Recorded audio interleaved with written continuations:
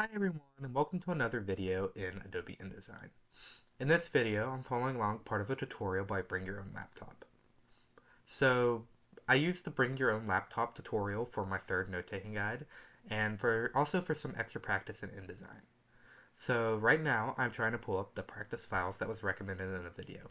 After some really rough trial and error, I finally got the spring final product files to open. I then accidentally exited out of this document, so I had to figure out how to reopen it. We then began to change some settings. The first thing we changed was we switched over to the Essentials workspace from Advanced. We then reset the Essentials workspace and changed some of the settings. Next, I noticed that the guide had his screen set up differently from the default, so I spent a little bit of time trying to figure out how to add the menus and windows he had shown. I added the color menu along with removing the properties menu. The next thing that I did was I changed the margin space. So this allowed me to have some extra room on the outside of the document to copy and paste anything I might need. This took a little bit of time because I had to exit out of the document and go into settings to change the guide and guidelines, because by default this is set to millimeters and all the work I would be doing will be in inches.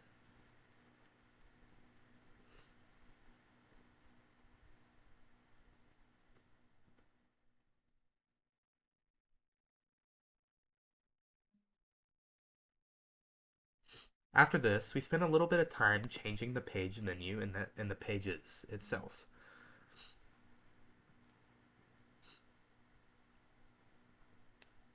So this took a couple minutes because we were just messing around trying to see. I was messing around trying to see how pages could be set up.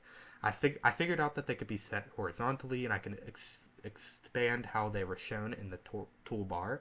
And this was super helpful because I'll be able to know where I am and what I'm working on when I am creating my cookbook.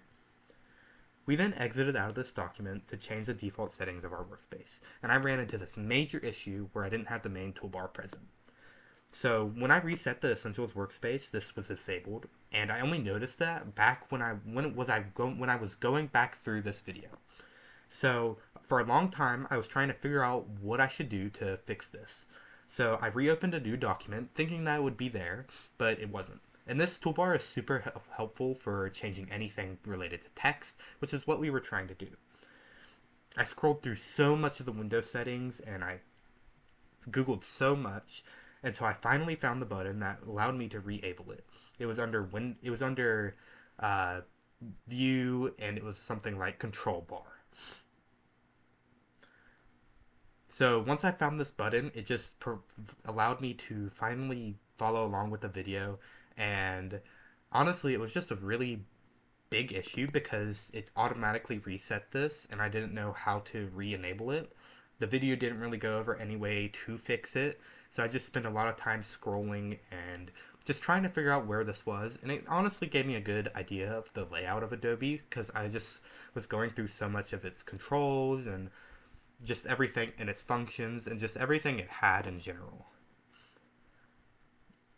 I don't know why some of the toolbars and task files weren't captured by OBS.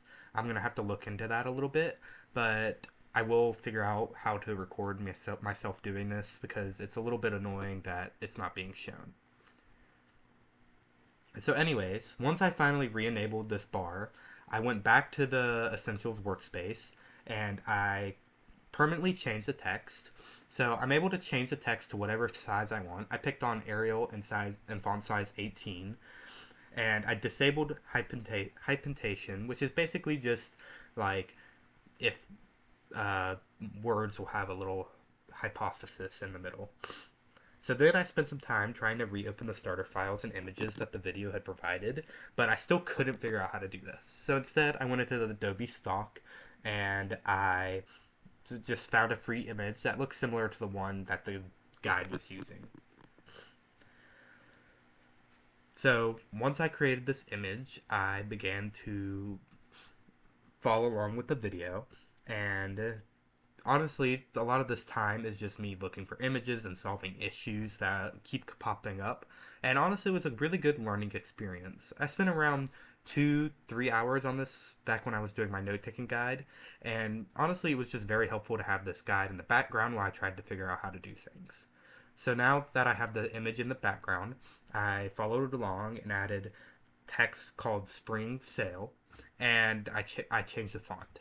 So one of the main things I realized was I didn't have access to Typekit, so I'll have to be using a free font like Google Fonts for any customized fonts that I want to use.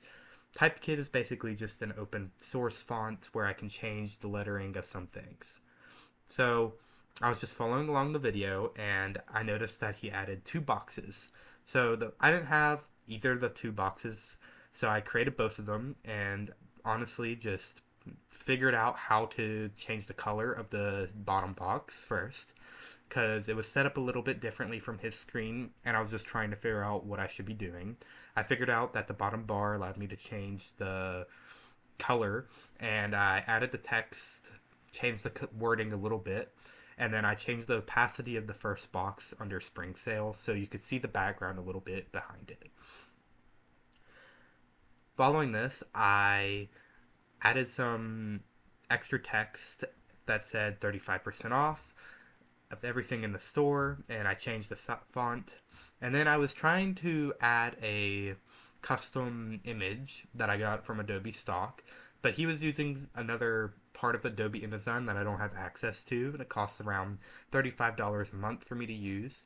So I ended up just adding this tag to my CC library, and I was trying to change the color because that's what he suggested to do. All he suggested was double tap on the image and it'll take you to Illustrator. Well, it turns out it just opened another tab in InDesign for me and it wasn't allowing me to edit any of the colors or text or anything. So I eventually realized this mistake and I decided to just change the opacity of this little tag and just put it in the similar spot to what the guide had. I then spent some time adding a little shape in the corner and figuring out how the eyedrop tool worked. Honestly, that tool is really going to be very useful for matching colors in any of my recipes and anything else that has to do with figuring out colors, color scheme. I then added this little circle and I changed the font until I figured out that the font was being messed with by the opacity of the black tag. So I sent the tag backwards a little bit and then I finished the product.